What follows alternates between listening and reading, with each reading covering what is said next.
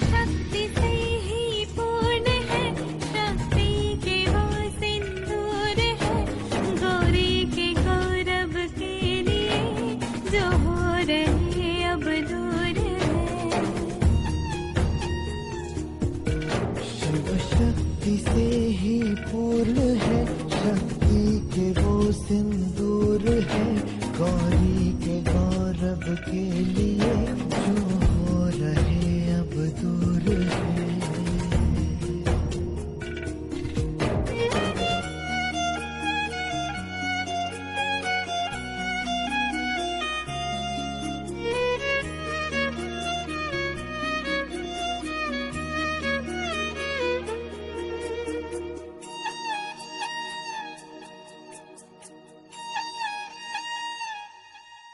कोई तोड़ना है बिछाह का, नहीं बोले मन के मोह का। कोई तोड़ना है बिछाह का, नहीं बोले मन के मोह का। शिव जाने क्या है कालिका, अस्तित्व आदि शक्ति का। विचलित करे ना भावना, नहीं दे सके कोई सांत्वना, नियति है बंधन से परे, जो रच दिया सो वो करे।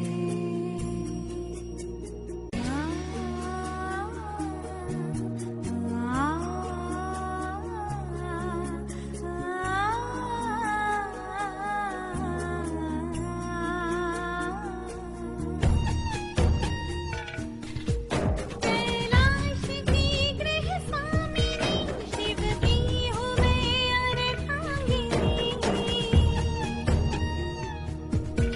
निर्वाण मेरे सतीत्व का, खंडन न हो दायित्व का। अब ना कोई अवरोध हो, मुझ मेरेपन का बोझ हो।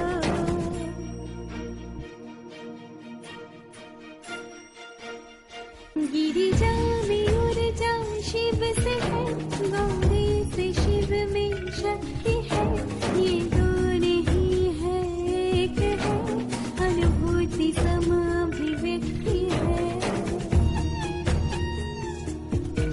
हर श्वास शिव के नाम है, यह प्रेम भी अविराम है। शिव धैर्य तो संयम शिवा, है नयन जो शिव दृष्टि शिवा।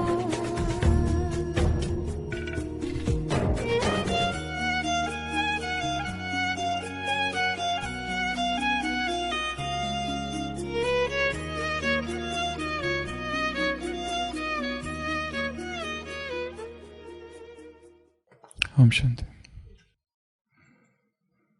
विदेश के एक लेखक ने दो मित्रों की कहानी लिखी है। उसमें से एक अंधा है जिसे दिखाई नहीं देता। वो अपने मित्र से मिलने आता है और बातें करते करते रात हो जाती है। और फिर जब वो अंधा मित्र कहता है अब मैं जाऊं, तो वो मित्र दूसरा कहता है ठीक है, पर रात बहुत घनी है, तुम ऐसा करो एक लालटेन साथ ले जाओ। वो अंधा मित्र कहता है मुझे लालटेन की क्या आवश्यकता, चाहे दिन हो या रात, मुझे तो वैसे ही कुछ दिखाई नहीं देता, मैं क्यों ले जाऊं। पर दूसरा मित्र कहता है ये तुम्हारे लिए नहीं, एक रीति से तुम्हारे लिए, परंतु इसलिए कि जब तुम्हारे हाथ में लालटेन होगी तो कोई दूसरा तुमसे न टकराए। इसलिए तुम्हें तो कुछ नहीं दिखता, पर अंधेरे में हो सकता है कि दूसरा तुमसे टकरा जाए। वो कहता है ठीक है, और वो अंधा व्यक्ति उस लालटेन को लेकर अंधियारी रात से जाने लगता है। कि अचानक एक व्यक्ति जोर से टकराता है। वह अंधा व्यक्ति उस व्यक्ति से कहता है, मैं तो अंधा हूं, क्या तुमको भी नहीं दिखता?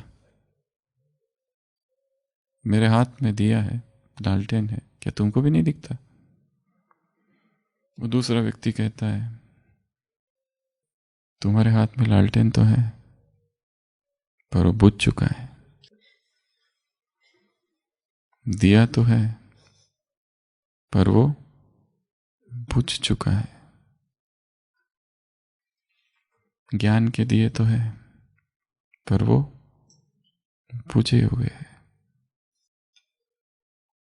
ज्ञान की बातें तो है पर वो बुझ गई है। ज्ञान तो दिन रात सुन रहे हैं पर वो बुझा बुझा सा है। ज्ञान तो है पर वो क्रांति नहीं ला रहा है। ज्ञान तो है पर जीवन परिवर्तन नहीं हो रहा है। कितनी डायरियां भर रखी है, कितने चित्र बना रखे हैं, कितने पोस्टर्स, कितनी प्रदर्शनी, कितनों को ज्ञान सुना चुके हैं, पर भीतर अंदर अंधकार कायम है। क्यों? क्योंकि हम रुक कर ये नहीं देख रहे कि हमारा दिया बुझ गया है या जल रहा है। दिया शायद बुझा है और हम समझ रहे हैं हमारे पास ज्ञान है। ज्ञान का सबसे बड़ा शत्रु क्या है? अज्ञान। ज्ञान का सबसे बड़ा शत्रु है भ्रम, इल्यूजन, कि हम ज्ञानी हैं। अगर ज्ञान होता तो ये दुख क्यों? अगर ज्ञान होता तो ये दर्द क्यों? अगर ज्ञान होता तो मन स्थिर क्यों, अस्थिर क्यों? अब भी वही द्वंद्व क्यों जो 10 साल पहले था या 20 साल पहले था? ज्ञान शांत कर दे, चेतना को स्थिर कर दे, वो ज्ञान है। इसके लिए जिस ज्ञान को हमने पाया है, ज्ञान एक यात्रा है, साधना है। किसी भी किताब से कुछ भी लिया हुआ ज्ञान नहीं है। ज्ञान स्व पुरुषार्थ से अर्जित किया हुआ अनुभव है। आधार लिया जा सकता है परंतु वो आधार ज्ञान नहीं है। किताबों से, मुरलियों से, क्लासेस से, पर वो ज्ञान नहीं है। ज्ञान के साथ जब तक अनुभव नहीं मिल जाता, वो ज्ञान प्रकाश नहीं देता, और जब तक प्रकाश नहीं, अंधकार ही रहेगा। हमारी स्थिति भी उस अंधे व्यक्ति जैसे ही है कि हम ज्ञान का दिया लेके जा रहे हैं पर वो दिया बुझ चुका है और हमें पता ही नहीं। केवल दूसरों को सुना रहे हैं कि ऐसा होना चाहिए, वैसा होना चाहिए, पर वो ज्ञान हमें दुख से मुक्त नहीं कर रहा है।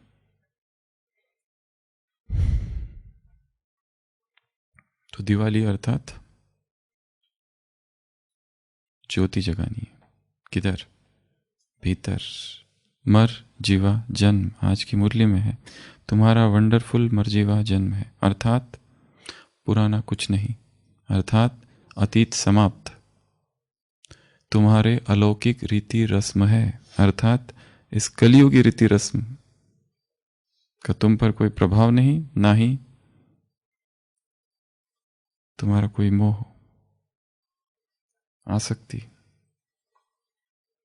द पास्ट इज डेड, मर चुका है वो जो अतीत का जीवन है। इसके लिए वहां की कोई बातें इधर नहीं आएगी। ज्ञान अर्थात रियलाइजेशन कि हम कितना कम जानते हैं। ज्ञान अर्थात ये समझ कि अभी बहुत कुछ जानना बाकी है।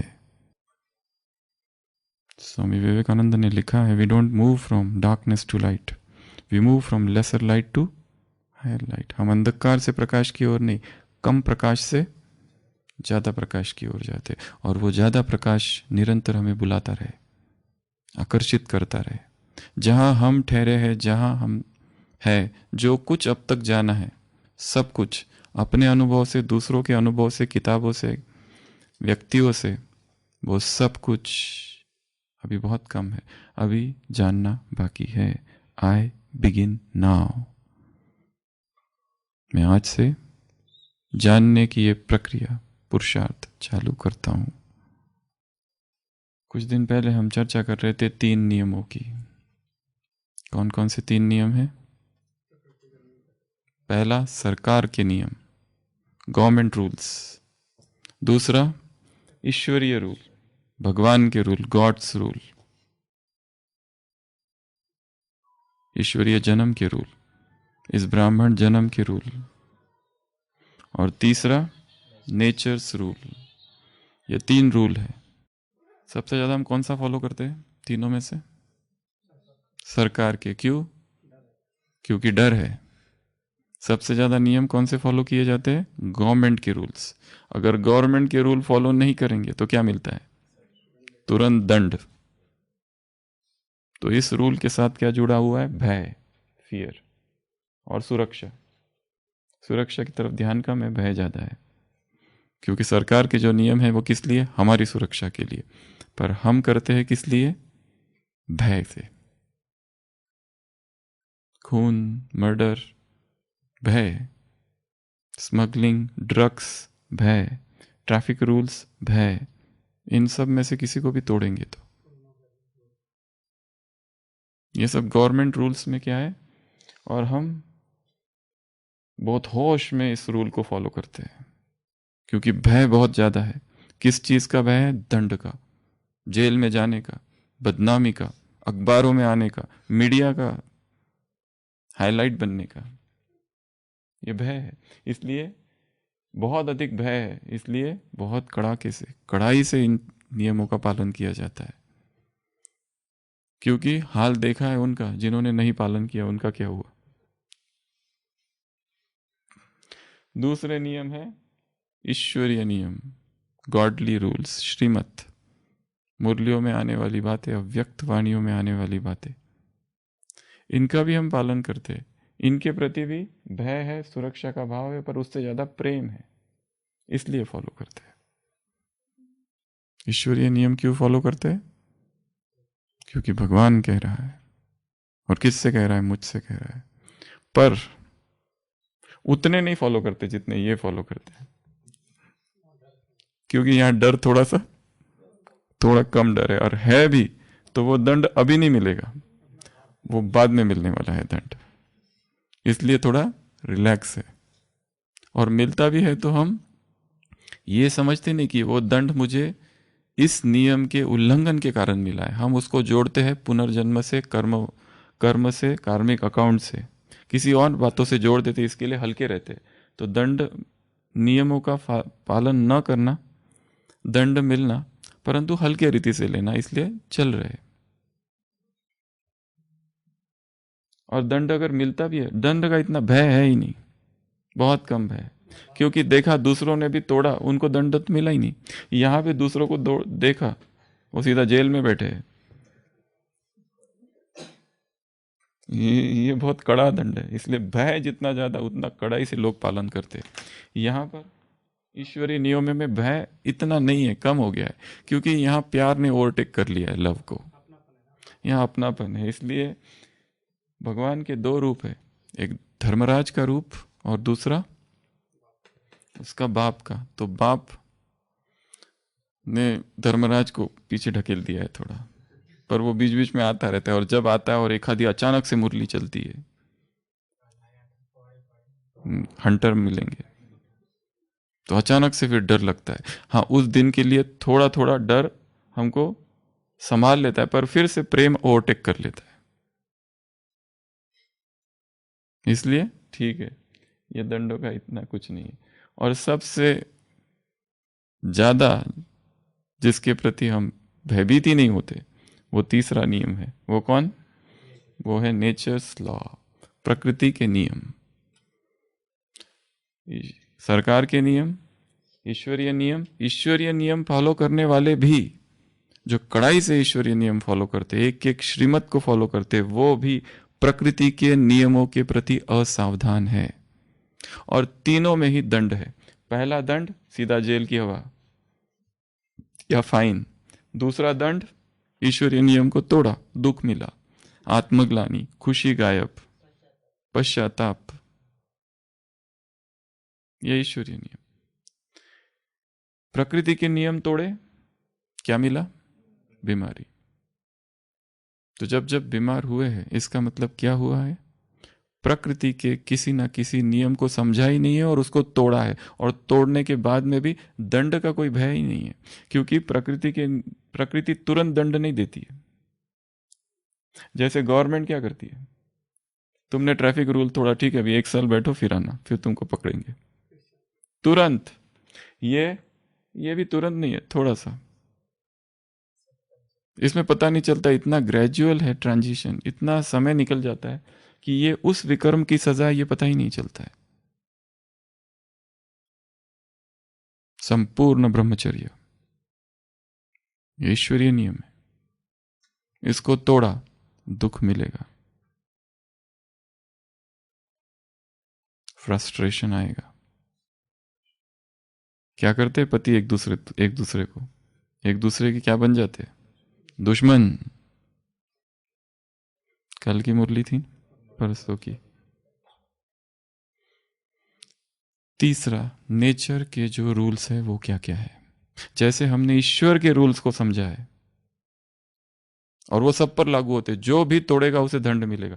गवर्नमेंट के रूल्स में भी जो भी तोड़ेगा उसे दंड मिलेगा। वैसे प्रकृति के रूल, चाहे राजा हो या रंक हो, चाहे बहुत ही महान आत्मा हो, धर्मात्मा हो या पापात्मा हो, टेररिस्ट हो या स्पिरिचुअल लीडर हो, कोई भी हो, प्रकृति के नियम तोड़ते ही प्रकृति क्या कर देगी? दंड देगी। सबसे पहले ये जानना है प्रकृति के रूल क्या क्या है। आप बताएंगे प्रकृति के क्या क्या नियम है? प्रकृति का रूल्स क्या क्या है? बहुत सारे रूल्स हैं जो दिखाई देते हैं, प्रकृति के नियम है वो क्या क्या? प्रकृति के नियम क्या क्या है? सर्वाइवल ऑफ द फिटेस्ट, जो फिट है वो सर्वाइव करेगा, बाकी सब एक्सटिंक्शन हो जाएगा। डार्विन थियरी है, ये एक रूल है।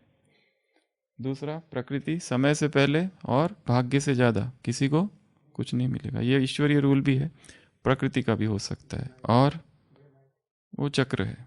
रूल क्या क्या है? Law of cause and effect, जो कुछ हो रहा है उसका कुछ ना कुछ कारण है, ऐसा हो ही नहीं सकता है। कार्य कारण का नियम है प्रकृति का। जो कुछ हमारे जीवन में हो रहा है, किसी ना किसी जन्म में हमने बीज बोया था, उसकी ये फसल है। ऐसा हो ही नहीं सकता कि अचानक क्यों हो गया, मेरे साथ ही क्यों हो गया, अब तक तो सब ठीक रहा था, अब तक जो मित्र था अचानक शत्रु क्यों बन गया। जो तुमने किया है वो वापस लौटकर तुम्हारे ही पास आएगा। कर्म प्रधान विश्व करी राखा, जो जस करई तो तस फल चाखा। यह संसार कर्म प्रधान है। इस बाबा ने कहा मैं 2 डिपार्टमेंट्स में इंटरफियर नहीं करता हूं। कौन से डिपार्टमेंट है जिसमें भगवान इंटरफियर ही नहीं करता है? एक तो कर्म का डिपार्टमेंट, दूसरा प्रकृति का डिपार्टमेंट। इसमें मैं इंटरफियर नहीं करता हूं। ब्रह्मा कहते बाबा मुझे बहुत खांसी है, किराया आज की मुरली में है ना, किराए की बात। तुम्हारी खांसी है, तुम देखो, मुझे क्या लेना देना। वो प्रकृति के डिपार्टमेंट में इंटरफियर नहीं करता, कर्मों के डिपार्टमेंट में इंटरफियर नहीं करता। प्रकृति के नियम तुम तोड़ो, सजा भोगो, जो कर्म किया वो सजा भोगो। भगवान इससे अलग अलिप्त है। और नियम प्रकृति के वो बाद में। नियम प्रकृति के क्या क्या है? Law and effect, cause and effect, law of attraction. जो तुम सोचोगे वो अट्रैक्ट करते हो प्रकृति से। कोई सोचते रहता है मैं दुखी हूं, मैं दुखी हूं, दुखी हूं, दुख को अट्रैक्ट करते रहता है। कोई दिन भर सोचते रहता है, रात भर सोचते रहता है, जीवन भर सोचते रहता है मुझे कुछ नहीं मिला, मुझे कुछ नहीं मिला, उसे कुछ भी नहीं मिलेगा। जिसकी निगेटिव विचारधारा है वो निगेटिव विचारधारा को ही अट्रैक्ट करता है। जो भयभीत रहता है, ये हो जाए तो क्या हो जाएगा, वो मर जाए तो क्या हो जाएगा, पत्नी मर जाए तो क्या हो जाएगा, बीवी मेरा पति मर जाए तो क्या हो जाएगा, भय में जीता है। जीवन निर्भय हुआ ही नहीं, अभी तक अज्ञान अंधकार में भटक रहे। वो उसी तरह के संकल्प और उसी तरह की परिस्थितियों को अट्रैक्ट करता है। लॉ ऑफ अट्रैक्शन कहता है जो विचार तुम उठाते हो वो विचार प्रकृति में जाता है, रिएक्शन होती है, घटनाओं का निर्माण होता है। मैं बीमार हूं, प्रकृति में गया, रिएक्शन हुई, घटना का निर्माण, तुम सही में बीमार हो जाते। ये प्रकृति का नियम है, law of attraction. Law of polarity दूसरा नियम है। प्रकृति का नियम है हर चीज दो है, मेल फीमेल, हार जीत दोनों को स्वीकार करना है। Law of energy transmutation, energy कभी डिस्ट्रॉय नहीं की जा सकती, एनर्जी क्या होती है, ट्रांसफर होती है। लॉ ऑफ प्रकृति का नियम ग्रेविटी, ये तो अलग ही फिजिक्स के रूल्स है, फिजिक्स अलग। और प्रकृति के रूल्स क्या क्या है, हर क्रिया की every action has equal and opposite reaction, ये प्रकृति का नियम है। परिवर्तन प्रकृति का नियम है, यहां कुछ भी अस्थाई नहीं है। लॉ ऑफ इम्परमानेंस, जो कुछ दिखाई दे रहा है सब कुछ नष्ट हो जाएगा, कुछ भी नहीं रहेगा, ना तुम्हारा घर रहेगा, ना तुम्हारे परिवार वाले रहेंगे, आज है कल कोई नहीं रहेगा। जो इन नियमों का चिंतन नहीं करता उसको एक ना एक दिन दुखी होना ही होगा।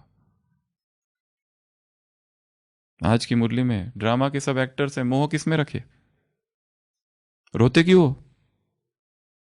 सारे देह के संबंध दुख देने वाले हैं, जबकि मैं तुमको मिला हूं परसों की मुरली, तो मुझे क्यों नहीं याद करते, जबकि मैं तुमको मिला हूं। कितने पावरफुल वाक्य है, फिर भी देह के संबंधों को याद करते हो।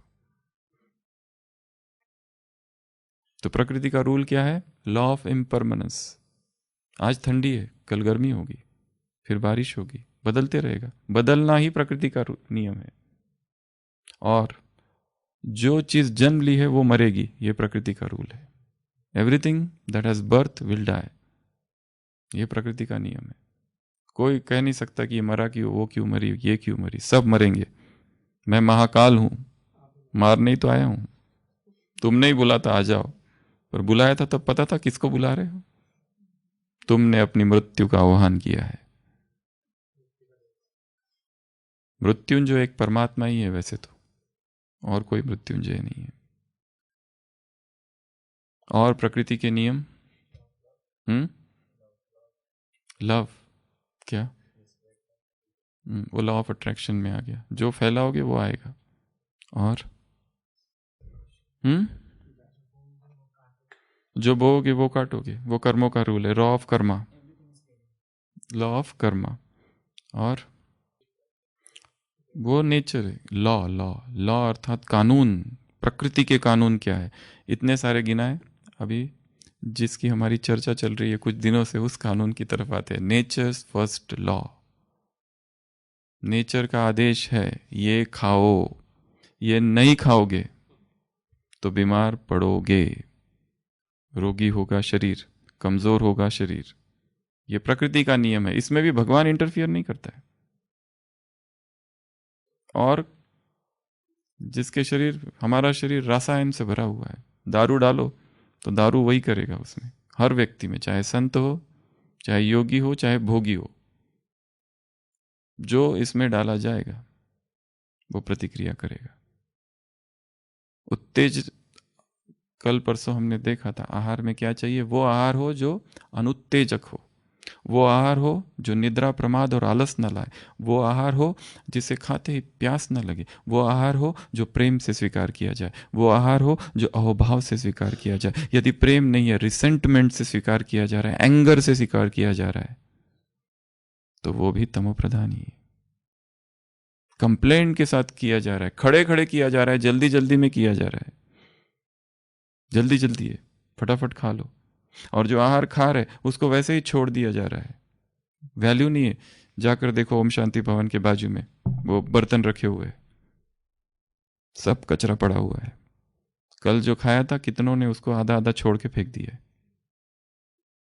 एक एक मुहर, एक एक दाना मुहर समान है, जाकर देखना वहां पर कितनों ने बहुत सारा छोड़ दिया।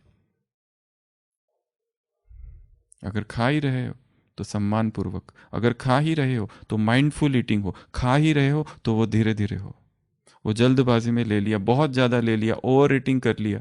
ये सारे प्रकृति के नियमों को तोड़ना है। और जब जब प्रकृति के नियमों को तोड़ा जाएगा अलॉन्ग विथ ईश्वरीय को नियमों को, दोनों को तोड़ दिए वहां पर। ईश्वरीय नियम कहता है, क्या कहता है? एक एक दाना मोहर समान है। ये क्या है? ब्रह्मा भोजन है, ये दुख भंजक भोजन है। 16 फरवरी 88 मुरली कौन सी है? यही है ना? लगा हुआ है ना भंडारे के सामने इतना बड़ा बोर्ड, दंड मिलेगा। पर प्रॉब्लम यह है इस दंड के साथ, वो गवर्नमेंट के दंड जैसा नहीं है, तत्काल नहीं है वो। और प्रकृति का दंड तो बहुत ही स्लो है। आज नहीं, 10 साल के बाद, 15 साल के बाद, 20 साल के बाद, 50 साल के बाद, धीरे धीरे। और शरीर को खोखला करेगा, शरीर को भारी करेगा, रोगी करेगा, दुखी कर देगा। तो प्रकृति के ये सारे नियम हैं। और प्रकृति के नियमों में पहला, नेचर्स फर्स्ट लॉ इज, प्रकृति ने जो दिया है, जिस रूप में दिया है, उसी रूप में उसे स्वीकार करना। Natural food in natural form, तो ही शरीर में ऊर्जा होगी, शक्ति होगी, स्फूर्ति होगी, रोगहीन शरीर होगा। रोगी शरीर अध्यात्म के मार्ग में बहुत बड़ी बाधा है, बहुत बड़ी बाधा। इसके लिए nature's first rule is follow nature. जो उसने जैसा हमारे लिए निर्देशित किए रखा है वैसा ही उसको खाना। हमारी यात्रा भोजन की कहाँ से चालू होती है? नॉनवेज से, मांसाहार से। नॉनवेज को तो छोड़ दिया, वेजिटेरियन में आ गए। वेजिटेरियन में भी फिर प्याज लहसुन को छोड़ दिया। क्यों छोड़ दिया? क्योंकि उत्तेजना उत्पन्न करता है, वो प्रमाद लाता है, आलस लाता है, रजोगुण है उसमें। ऐसा व्यक्ति कभी भी शांत नहीं रह सकता, स्थिर नहीं रह सकता, आध्यात्मिक उन्नति नहीं कर सकता। भले संसार में साइंटिस्ट बन जाए, पॉलिटिक्स में आगे चला जाए, पर चेतना की यात्रा में, अंतर यात्रा में आगे नहीं बढ़ पाएगा। क्योंकि कुछ ना कुछ उसे रोकेगा, उसके प्रकंपनी उसे रोकेंगे। हम बन गए वेजिटेरियन, और इसका बड़ा घमंड है कि हमने क्या छोड़ दी? हिंसा छोड़ दी। पर रोगी तो उतने ही है जितने नॉन वेजिट वाले रोगी है, उतने वेजिटेरियन भी रोगी है। फिर यहाँ हमने और कुछ 2-3 नियम और ऐड किए। इसके हाथ का नहीं खाएंगे, उसके हाथ का नहीं खाएंगे, हम बाहर का नहीं खाएंगे। पर बाहर का तो छोड़ा, पर बाहर से बड़ी आहार की दुनिया यहाँ खड़ी कर रखी है हमने। उसके सामने बाहर की दुनिया कुछ भी नहीं है। बाहर में 4 वैरायटीज है, इधर 400 है। उधर जो साल में एक बार खाते थे, यहाँ वो रोज है। वहां कम कम खाते थे, इतनू सा मिलता था, लिमिट से देते थे। बाहर के किसी शिविर में जाओ, गिन गिन के देते हैं। यहां ईश्वरीय पालना है, बेहद की पालना है, बड़ा दिल है, भरपूर बनता है, जितना चाहिए उतना, जो वैरायटी चाहिए वो मिलती है, सब कुछ मिलती है। तो हमने इसमें क्या जोड़ा था? पहले क्यों चढ़ा था? क्योंकि हम इसके हाथ का नहीं खाते, क्योंकि वो याद में नहीं बनाते, वो ईश्वर को नहीं जानते, वो नास्तिक है, वो ज्ञान में नहीं चलते, उन्हें श्रीमत का पता नहीं, वो ब्रह्मचर्य का पालन नहीं करते, वो प्यूरिटी को पालन नहीं करते, इसलिए हम उनके हाथ का नहीं खाएंगे।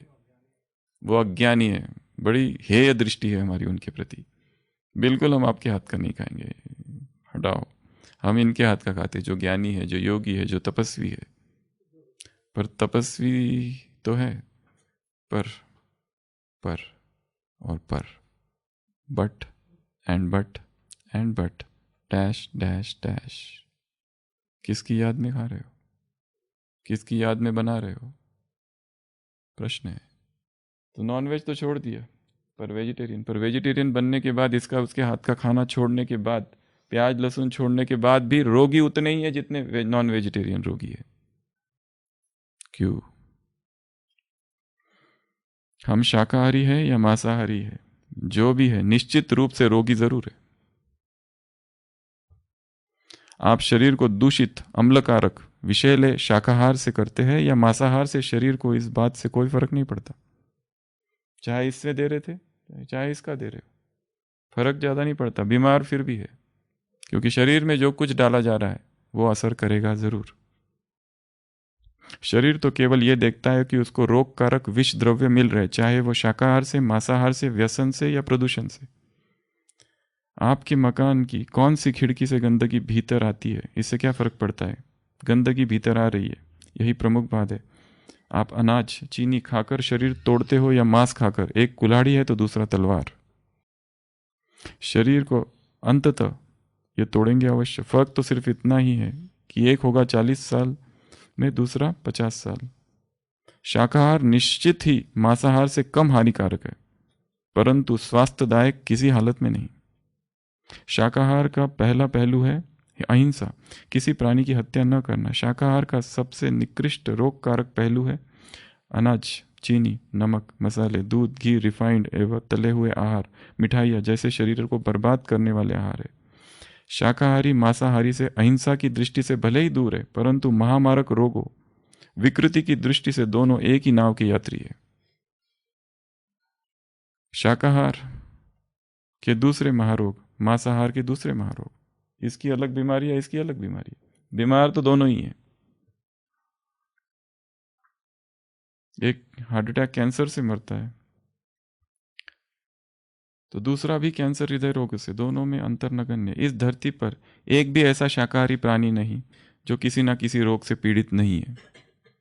वो कहते हैं हम नॉनवेज तो छोड़ दिया, हम शाकाहारी है, पर रोगिष्ट जरूर है। शाकाहार का स्वास्थ्य से क्या लेना देना? सवाल यहाँ शाकाहार मांसाहार का नहीं, सवाल तो एक ही है कि शरीर के प्राकृतिक अटल नियमों को के हम विरुद्ध कहाँ तक होते हैं, शरीर पर कहाँ से बोझ बनते, कहाँ से तोड़ते हैं, क्या खाकर विषाक्त करते, असंतुलित करते हैं। फल मेवों को छोड़कर पूरा शाकाहार अखाद्य रोग कारक आहार से भरा है। पहला, रिफाइंड लूटे हुए खाद्य, मैदा। मैदा क्या है? चीनी, ये धुली सारी दालें। अनाज में सबसे खतरनाक अनाज है रिफाइंड मैदा। मशीनों से गुजरकर ये अनाज पूरी तरह लुट जाता है, नंगा हो जाता है। इसके सारे खनिज तत्व, रेशे जो अनाज के संपूर्ण पाचन के लिए सहयोगी थे, बाहर छूट जाते। ये लुटा हुआ नंगा आहार भीतर जाकर हमारे पाचन के लिए शरीर को लूटता है, खनिज तत्वों को नोच लेता है और शरीर को कमजोर और शिथिल कर देता है। सामान्य अनाज से पैदा होनी अम्लता के मुकाबले रिफाइंड अनाज, मेवे, चावल, दाल, अनाज मशीन से गुजार कर अपना क्षार तत्व को खो देकर भयंकर अम्लता वाला आहार बन जाता है। रिफाइंड अनाज की अम्लता मांस की अम्लता से भी अधिक हानिकारक है। एसिडिक डाइट है ये सारा, और जितना एसिडिक डाइट शरीर में जाएगा, शरीर की प्रतिकार शक्ति, रोग प्रतिकार शक्ति कम होगी, बार बार व्यक्ति बीमार पड़ते जाएगा। सभी सर्दी, कभी खांसी, कभी जुकाम, तो कभी कुछ, तो कभी कुछ, कुछ ना कुछ होते ही रहेगा। और दोष किस पे डालेगा? मौसम। दोष किस पे डालेगा? अगर बड़ी बीमारी है और लंबी है तो कार्मिक अकाउंट पर किया क्या है? प्रकृति के नियमों को तोड़ा है। प्रकृति कहती है ये सब तुम्हारा आज नहीं है। कल भी देखा था 5 प्रकार की थालियां, मांस की थाली, अनाज की थाली, अंडे की थाली, चौथी हरी पत्तियों की थाली, फल मेवों की थाली। जिसको जहां जहां छोड़ो, गाय को छोड़ो वहां कहाँ जाती है, शेर को छोड़ो वो कहाँ जाता है, और मनुष्य को छोड़ो तो कहाँ जाता है? सब खा जाता है। कोई नियम ही नहीं है मनुष्य के खाने का। सब कुछ खाया है उसने, कुत्ते बिल्लियों से लेकर सारे पक्षियों को उसने खाया है द्वापर से अब तक। ऐसा कोई आहार नहीं है कि जो उसने छोड़ा है। सब कुछ खा लेता है वो, अगर उसके मसाले डालकर उसके सामने परोस दिया जाए तो, रोस्ट करके। सांपों को नहीं छोड़ा उसने। शरीर अपने आप को कब तक लूटता रहेगा और इस खतरनाक अम्लता से अपने आप को बचाते रहेगा? वो सारा डाइट जो एसिडिक है हमारा आहार नहीं है। उस पर उस दिन देखा था। कहने की आवश्यकता नहीं। एक एक घर, एक एक शरीर से उठ रही पीड़ा की कराह अपने आप में सबूत ही देगा। मुंह में यह आहार डालने से पहले अपने आप से पूछ लीजिए कि लुटा हुआ खाद्य हमारे शरीर का पोषण करेगा या शोषण? हम खा नहीं रहे, खाना हमको खा रहा है। भोग हमें भोग नहीं रहे, हम भोगों को भोग नहीं रहे, भोग हमें भोग रहे।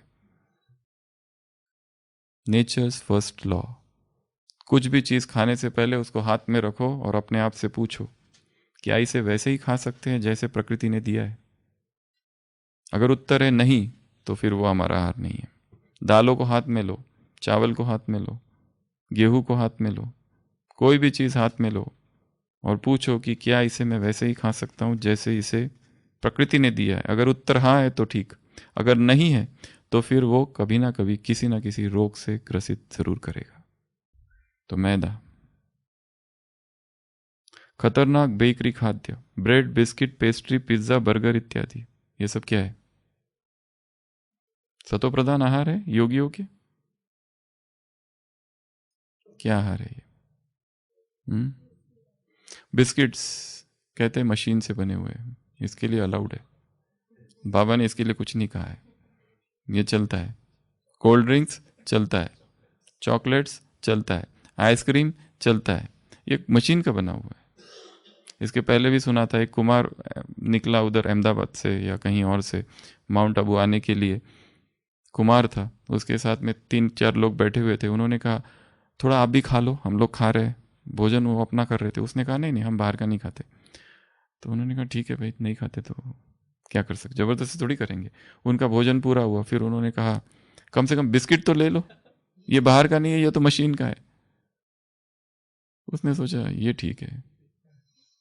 एडजस्टेबल श्रीमत, सुविधाजनक श्रीमत, श्रीमत ऑफ कन्वीनियंस, कि हमें श्रीमत को थोड़ा सा अपने हिसाब से मोल्ड करके, बाबा ने कहा ना मोल्डिंग नेचर, तो वो एडजस्ट कर लिया उसने कि ये ठीक है थोड़ा, मतलब इससे कोई ज़्यादा फर्क नहीं पड़ेगा, मेरी जो धारणा है वो टूटेगी नहीं।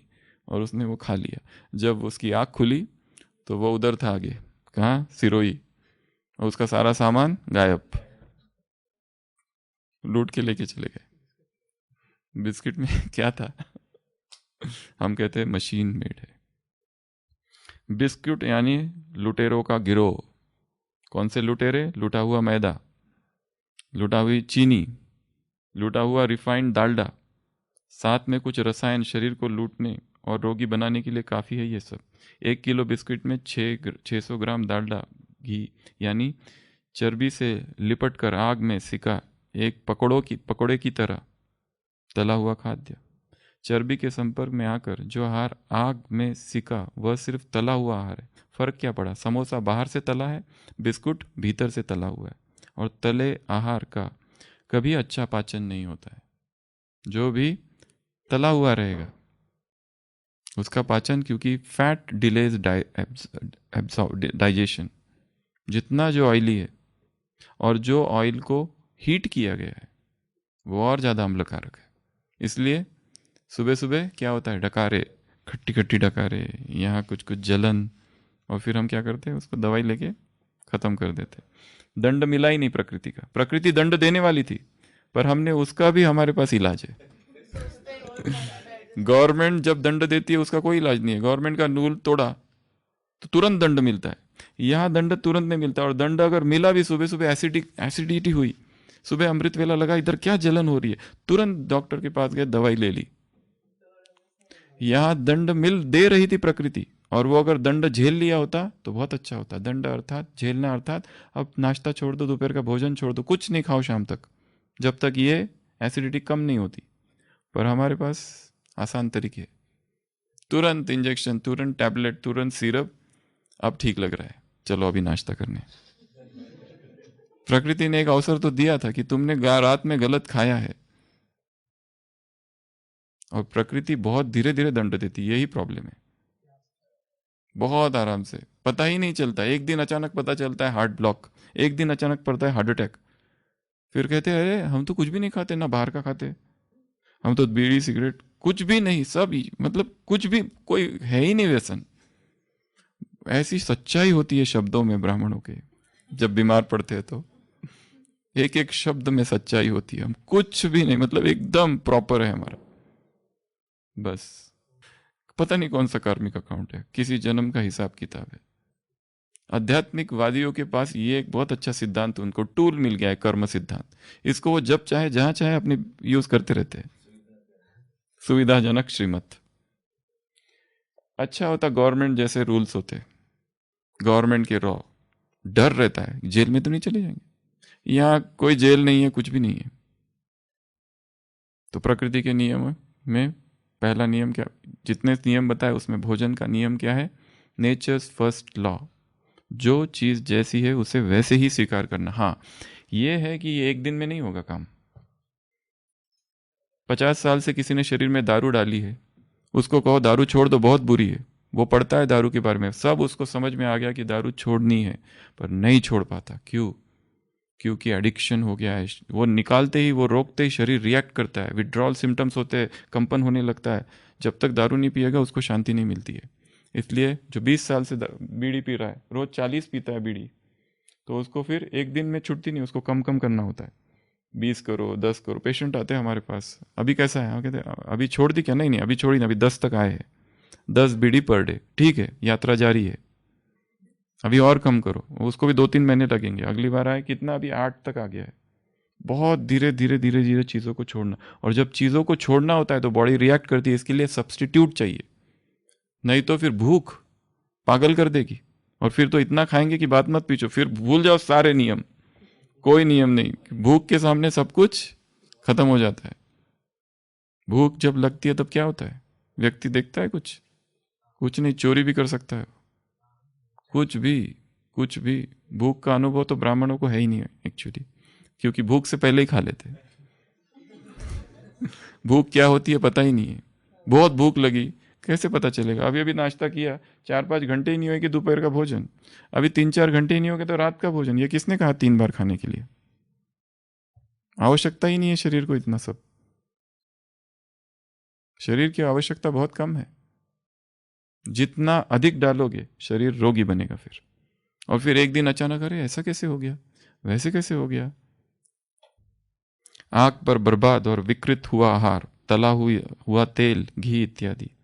तीसरा, चौथा, न खाने योग्य सब्जियां, नमक, घी, मसाले, अवांछित खाद्य, चाय, कॉफी, कोल्ड ड्रिंक, ये सारी चीजें, जितना ये सब अंदर डालोगे उतनी क्या होगी, उत्तेजनाएं होगी, नींद आएगी, ओवर ईटिंग, एक्स्ट्रा ईटिंग, भूख के बिना खाना, ये सब योगियों के लिए नहीं है।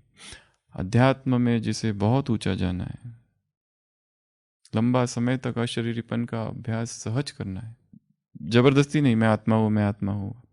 यह आत्मा बोलने से कुछ भी नहीं होता है।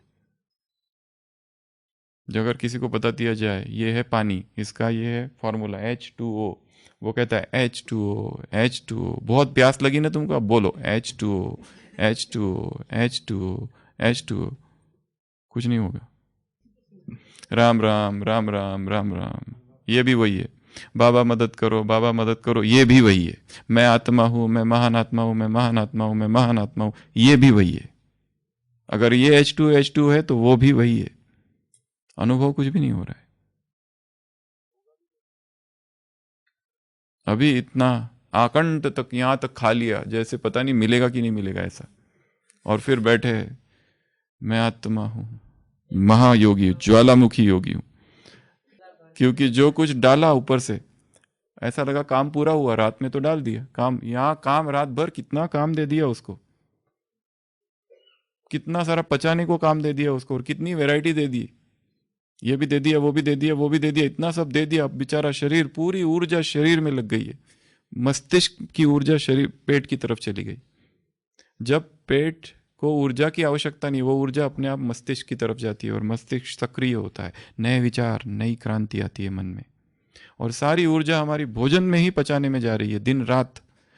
तो ऊर्जा का आरोहण कैसे होगा, असेंशन ऑफ एनर्जी होगा ही नहीं, क्योंकि सारा वर्क 80% हम किसको दे रहे हैं, डाइजेशन को और निकालने को।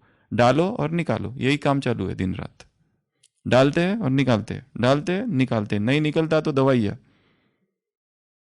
अगर सबके कमरे ढूंढे जाए तो पता नहीं कैसे कैसे चूर्ण निकलेंगे, डब्बों में रखे हुए, पता नहीं आधी अलमारियां भर रखी है चूर्णन से, क्योंकि दूसरी समस्या ही नहीं है, एक ही समस्या है बस, कब्ज। Constipation is a national international disorder. पेट पेट भारीपन लग रहा है। क्या हो रहा है? पेट में इधर हल्का सा दर्द है, इधर भारीपन है, पेट साफ नहीं होता है, उल्टी जैसा लगता है, पता नहीं क्या होता है। हाथ ऐसे ऐसे हाथ लगा लगा के देखिए, ऐसे करते हैं, इधर इधर। हाँ ठीक है ठीक है। नहीं, एक बार लगा के तो देखो आप। हाँ, ये यहाँ दुखता है। और अरे सोनोग्राफी तो इतनी कर ली कि बात मत पूछो, कहीं कुछ नहीं आता है। इंडोस्कोपी होगी, सोनोग्राफी होगी, सब हो गया। इसको दिखा, 3-4 सारे डॉक्टर्स को दिखा के हो गया, सब फेल। अभी क्या ले रहे हो? अभी वो जो है ना उधर एक गाँव, वहाँ पे एक है, एक उसने एक वो दिया है जड़ी बूटी, वो चालू है अभी। हाँ उससे ठीक है अभी, पर 1 महीने के बाद क्या हुआ, वो तो काम नहीं कर रही। अब दूसरा तो कुछ भी काम नहीं करता है। ये काम कुछ भी नहीं करेगा जब तक कि प्रकृति के नियम को नहीं समझोगे। Nature's first law, eat natural things in natural form. जो जैसी है उसको वैसे ही स्वीकार करना। या जैसे का एक दिन में ये काम नहीं होगा, अचानक एवरीडी बहुत काल का पुरुषार्थ। इसमें भी वही रूल है, जो रूल्स उधर है ईश्वरीय, वो सब इधर भी है। क्या शाकाहार का अर्थ है कि नहीं खाने योग्य कोई भी वनस्पति जन्य वस्तु है, हमें सीधा प्राकृतिक अवस्था में न खा सके तो किसी तरह पकाकर मसाला के द्वारा खा ले। कितने ही ऐसे आहार है जिसे प्राकृतिक अवस्था में खाने की कल्पना तक नहीं की जाती। अनाज, हरी सब्जियां, ये बेस्वादी फीकी सब्जियां, ये सब बहुत सारी चीज़ें हैं जो हमारे लिए नहीं है, पर हम खाए चले जा रहे मसाले डाल डाल कर। जिस तरह घास खाकर आदमी पूर्ण स्वास्थ्य की उपलब्धि नहीं कर सकता, उसी तरह अनाज खाकर पूर्ण स्वास्थ्य को कभी उपलब्ध नहीं हो सकता, ना जिंदा रह सकता है। Be ashamed of your false vegetarianism. ये जो शाकाहार है ना, शर्म आनी चाहिए तुम, इतना भयंकर वाक्य है। Adopt and be proud of being fruitarian. Fruitarian अर्थात फलाहारी, फ्रूटेरियन अर्थात शुद्ध शाकाहारी। हमारी अंत प्रेरणा हमें फल मेवों का समर्थन करती है। ये बाकी जो चीज़ें हैं ना, ये हमारा मन मना करता है, परंतु हम उसे पका पका के मसाले डाल डाल कर, मिर्च डाल डाल कर, मसाले नमक डाल डाल कर उसको स्वादिष्ट बनाते हैं और खा रहे, उसको टेस्टी बना रहे, पर वो पच नहीं रहा है, वो अम्लकारक है, हमारी नसों में फंस रहा है, और फिर heart block, brain block, stroke, कभी अचानक हार्ट अटैक, अचानक पेट में कुछ ना कुछ हो रहा है। हाँ, अभी प्रश्न ये है कि एक दिन में नहीं होगा काम। समझ तो लिया, बुद्धि ने मान लिया है, पर शरीर इतना जल्दी नहीं मानता है, उसको आदत है। उसको तो एक नाश्ता नहीं करो तो ऐसा लगता है कब टूट पड़ूं दोपहर के भोजन पर, ऐसी उसको आदत है। अभी ऐसे शरीर को और ऐसे मन को लगाना, तो ये काम कैसा होना चाहिए? बहुत स्लोली, समझ के साथ, स्लोली एंड ग्रेजुअली, धीरे धीरे धीरे धीरे धीरे। तो हमें पहुंचना है संगम युग पर, डाइट का संगम युग। यह है कुक्ड, यह है अनकुक्ड। रॉ तक पहुंचना है तो धीरे धीरे पहुंचना है, एकदम नहीं होगा। 3 बार अभी चावल खा रहे, 3 बार रोटी खा रहे, तो अभी उसको 2 बार कर दो, फिर 1 बार कर दो, फिर उसी को लंबा समय तक चलाओ, एटलीस्ट 3 महीना। 3 महीना तक उस पर फिक्स रहो कि अभी ये खाना है। पता है इसमें बहुत सारी चीज़ें नहीं खानी है, पर फिर भी रहो, क्योंकि एकदम नहीं आ जा सकता है। एकदम आएंगे तो बॉडी रिएक्ट करती है, डिमांड करेगी, मांगेंगी, योग में वही दिखेगा, वही याद आएगा। धीरे धीरे धीरे धीरे धीरे ट्रांजिशन करना है, बहुत स्लोली स्लोली, समझते हुए। जैसे आलू एक बहुत अच्छी चीज़ है, बॉइल्ड पोटैटो, इसको ट्रांजिशन पीरियड में एक अच्छा आहार बनाया जा सकता है, बाद में अलग बात है, पर ट्रांजिशन फेज में ये फीलिंग है, पेट भरता है, ऐसा लगता है भर गया है, ठीक लग रहा है। अंकुरित, ऐसा लगता है भर गया है, ठीक है, अच्छा। पोहा अच्छा लगता है, रॉ भर गया। ये सब ट्रांजिशनल डाइट है, बहुत सारे। जमी का ये क्या होता है, वो स्वीट पोटैटो, शकरकंद, भरता है उसमें पेट, और स्वादिष्ट है। सारे जूसेस, सारे फ्रूट्स, सारे वेजिटेबल, स्मूदी बनाओ बहुत सारी अलग अलग प्रकार की, कि जिससे ऐसा ना लगे कि हम भूखे मर रहे। सेंगदाने, उसको भिगो के रखो, फिर उसको किसी में डालो। ड्राई फ्रूट्स, उसको भिगो के रखो। खजूर, खजूर एक बहुत अच्छी चीज़ है, वेरी फुलफिलिंग। अंजीर, ये सारे जो है फुलफिलिंग है, इनको हमको बीच में इंक्लूड करना है ज़्यादा से ज़्यादा। उस दिन भी बताया था हाफ प्लेट रूल, अर्थात आधा सलाद हो आधा भोजन हो। और धीरे धीरे शरीर को भूखा रहने की आदत डालनी है, शरीर को धीरे धीरे त्याग की आदत डालनी है।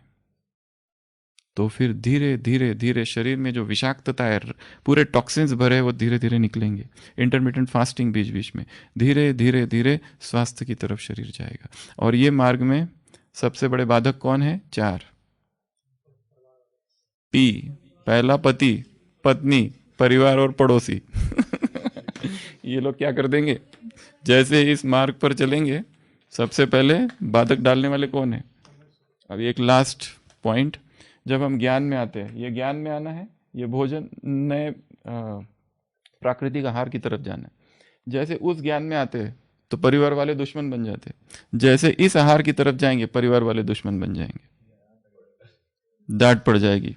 जैसे वहां आने के बाद लोग विरोध करते हैं, वैसे यहाँ भी विरोध करेंगे। जैसे वहां जाने के बाद एक नशा सा चढ़ जाता है, वो यहाँ पे भी नशा चढ़ जाता है। क्यों? क्योंकि नई फुर्ती, नई ऊर्जा, नई शक्ति। पहले योग में नींद आती थी, अभी नींद ही नहीं आती है। योग में एकदम पावरफुल योग हो गया, एकदम एकदम नशा चढ़ गया है। जैसे यहाँ आने के बाद लगता है किस किस को पकड़ के ज्ञान सुनाऊं, वैसे यहाँ आने के बाद लगता है ये भी सबको बताऊं कि ऐसा होता है, ये क्यों करते हो, वो क्यों करते, ये करो। इधर जो होता है वो इधर होगा सेम। जैसे यहाँ आने के बाद लोग तुम्हारी किताबें फेंक देंगे, तुम्हारा ट्रांसलेट फेंक देंगे, तुम्हारा सेंटर जाना बंद करा देंगे, वैसे यहाँ पर भी भयंकर विरोध से गुजरना पड़ेगा। ये ऐसा क्यों करता है, ये वैसा क्यों करता है, ये वो क्यों होता है। ये जहाँ जो ज्ञान में आने के बाद हुआ, ये इधर फिर से होगा। ये जो बीए में पेपर आया था, ये एमए में फिर आएगा। वही स्टेज से वापस गुजरना पड़ेगा। पर ये गुजरना बहुत कल्याणकारी है, क्योंकि इसके बाद यू बिकम मास्टर। चाहे भोजन है आज नहीं है, उससे कोई फर्क नहीं पड़ता, चाहे कुछ भी बनने दो। ऐसा नहीं कि खाना ना खाने की बात नहीं है, फ्रीडम की बात है। चाहे तो खा भी लूं, पर अगले दिन नहीं खाऊं। अभी एडिक्शन नहीं है। पहले कैसे था, आज अगर खा लिया तो अगले 3 दिन वही चाहिए, इतना स्वादिष्ट था, वो छूट नहीं पाते उससे। अभी फ्रूट फ्रीडम की अवस्था है। फ्रूट फ्रीडम अर्थात व्यक्ति खा रहा है उसमें, ये नहीं कि खाना ही बंद कर दिया, जब चाहे तब खाता है, जब चाहे तब नहीं खाता है। कमांड है, ऑर्डर है, मालिक है वो, ये मालिकपन की स्थिति है। और बॉडी भी हेल्थी रहती है। यहाँ पहले चालू किया तो सीधा weight loss weight loss weight loss. लोग क्या कहने लगे, कैंसर तो नहीं हो गया, खाना पीना छोड़ दिया क्या, कमजोर दिख रहे हो, कोई बीमारी तो नहीं हो गई। हाँ, ये तुम ज्यादा सुन रहे हो, ये बंद करो। हाँ, ये श्रीमत नहीं है, ये मनमत है तुम्हारी, बंद करो इसको। पर यहाँ जाते जाते हमें अपने ही बारे में नई बातें पता चलेगी, एक नई ऊर्जा, एक नई शक्ति, एक नया योग। जो पहले 8-8 घंटे सोते थे और योग में भी नींद आती थी, वो बंद हो जाएगी। उठने को दिल नहीं करता था, अचानक आँख खुलेगी, कुछ भी करने की जरूरत नहीं, नए आयाम से शरीर गुजरेगा। और सारी बीमारियां जो छोटी छोटी होती रहती थी, वो जैसे हो ही नहीं रही है। क्रिएटिविटी बढ़ जाएगी, वो तो हमने उस दिन गिना थे 15 फायदे, क्या क्या होगा वो। ये सारे प्रयोग हर एक को अपने ऊपर करने हैं। और जैसे उस दिन भी कहा था, 3 मास ये प्रयोग करके देखने, चाहे आहार के, योग के, ब्रह्मचर्य के, सब अपने शरीर पर प्रयोग कर देखो। फास्टिंग के प्रयोग, रॉ डाइट के प्रयोग, सारे। और ये करते करते अगर जो ठीक लगा वो लो, जो नहीं ठीक लगा उसको छोड़ दो। हम जो बातें बता रही है, किसी भी बात का विश्वास नहीं करना है।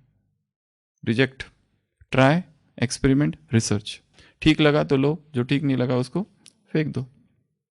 अपना नया मार्ग बनाओ। ये साधना का पथ है, अपनी पगडंडी हमें खुद बनानी है, कोई भी रास्ता नहीं है इसमें। हमें अपने मार्ग से गुजरना है, नया मार्ग। कई बार वापस भी आना पड़ेगा कि ये मार्ग ठीक नहीं है, विदाउट फ्रस्ट्रेशन फिर नया मार्ग चालू करो। ये है साहस। निर्भयता अर्थात ये नहीं कि भय नहीं है, निर्भयता अर्थात संपूर्ण भय के साथ साहस का प्रदर्शन, ये निर्भयता है। ये निर्भयता का मार्ग है। निर्बल के बलराम, परमात्मा साथ है इस मार्ग में। और ये हम किस लिए कर रहे हैं? लक्ष्य है स्वराज्य अधिकारी बन जाना।